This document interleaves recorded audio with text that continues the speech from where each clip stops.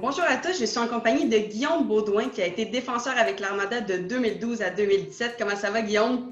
Ça va bien, toi? Oui, merci beaucoup. Là, je voulais savoir, premièrement, Guillaume, où es-tu rendu dans la vie? Parce que ça fait longtemps, là, justement, que tu n'es plus avec l'Armada. Tu es rendu où en ce moment dans ta vie? Ouais, ça fait présentement 3 ans là, que j'ai quitté l'Armada. Là, je suis présentement en France avec ma copine et mon petit chien. Je joue pour l'Ormadi du Pays Basque. J'en suis à ma première saison professionnelle ici. Puis là, on est au camp d'entraînement, là, donc ça fait à peine une semaine là, que je suis arrivé ici, là. Super. Puis si, mettons, là, je te relance dans ta vie avec l'Armada. Est-ce qu'il y a quelque chose, ton plus beau souvenir avec l'équipe? Tu me dirais quoi rapidement comme ça? Ben, c'est sûr qu'il y a eu plein de beaux souvenirs, là, mais entre autres, là, la finale de la Coupe du Président, là, ma dernière année 20 ans, c'était un beau souvenir. Puis sinon, il y a eu la remontée spectaculaire là, qu'on a eue contre l'Océanique de Rimouski, un match numéro 7. On tirait de l'arrière 4-0 dans le match, puis on est revenu, là, puis on a gagné le match là, en prolongation 8-7, je pense. Ça, c'était un beau souvenir, mais sinon, il y a eu plein de remontées avec l'Armada. On était une équipe qui n'abandonnait jamais. Donc, c'est pas mal ces deux moments-là là, que je me rappelle le plus.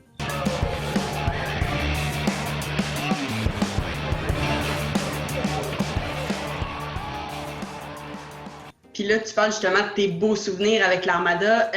On s'entend, quand tu es avec une équipe junior, tu as des contacts, tu es avec tes coéquipiers pratiquement 24 heures sur 24. Est-ce que tu es encore justement en contact avec ces anciens joueurs-là? Ouais. Je me suis lié d'amitié avec plusieurs des gars. Écoute, on joue ensemble pendant 3-4 ans, puis on se fait des nouveaux amis un petit peu partout à travers le Québec.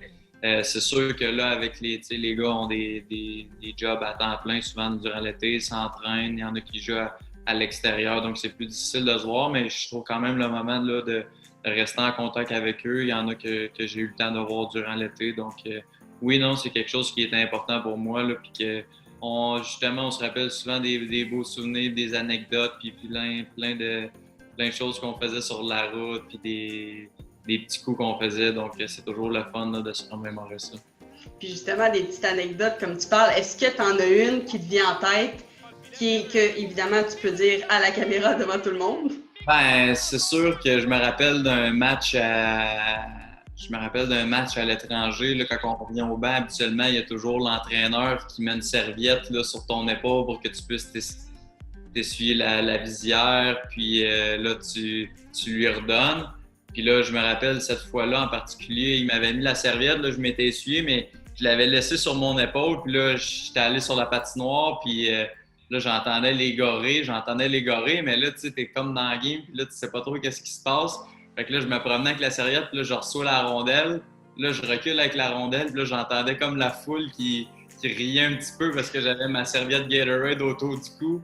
Donc là, j'avais fait ma passe, puis je m'en étais rendu compte, mais je me rappelle que les coachs, les entraîneurs, puis les go-bands l'avaient trouvé bien bonne. Donc ça, c'était quelque chose de bien comique. Est-ce que ça avait mené à un but, justement, ça?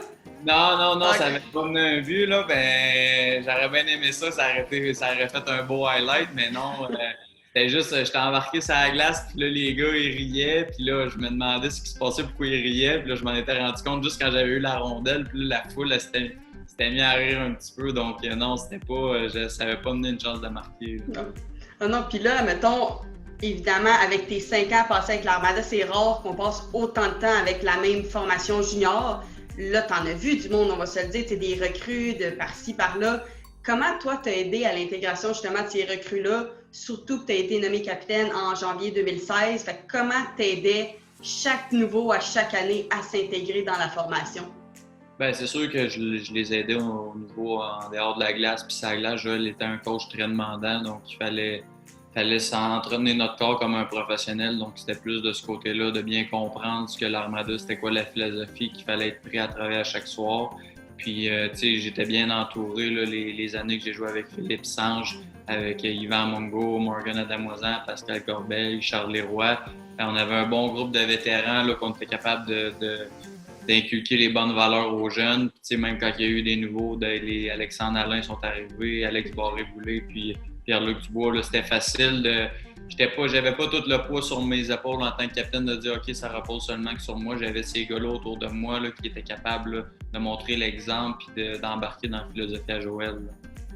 Absolument. Puis là, après ton parcours junior, je sais que tu as reçu plusieurs offres. Tu as été à l'Université de Trois-Rivières, la ECHL aussi que tu as déjà été. Puis en ce moment, en France, qu'est-ce qui t'a fait choisir justement la France? Parce que c'est un gros changement justement, tu sais, de changer de pays. Surtout en ce temps de pandémie, c'est pas facile comme décision. Ouais, non, c'est ça, ça n'a pas été facile. J'ai eu des offres ailleurs, mais moi, j'étais venu ici en camp d'entraînement avec les Patriotes de l'Université du Québec à Trois-Rivières l'an dernier.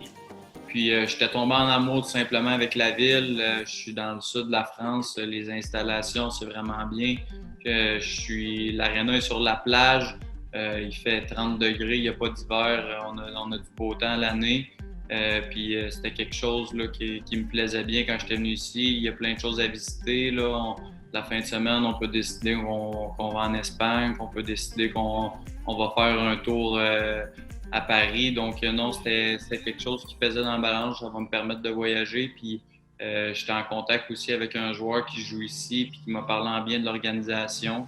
C'est une organisation qui traite bien ses joueurs puis qui a des objectifs là, de monter au classement d'année en année. Donc, je suis content de ma décision. Là. Puis là, depuis une semaine, avec le beau temps qu'il y a ici, puis comment que j'ai été accueilli par le coaching staff, là, je ne regrette pas. Il tire vers le filet, il y a un rebond devant. C'est Mongo qui va reprendre. Rapidement, Mongo donne derrière à la ligne bleue. Tout de suite, on donne à Baudouin. Baudouin tire au filet.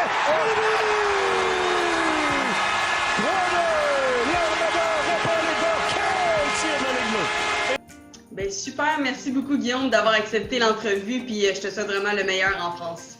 Merci à toi.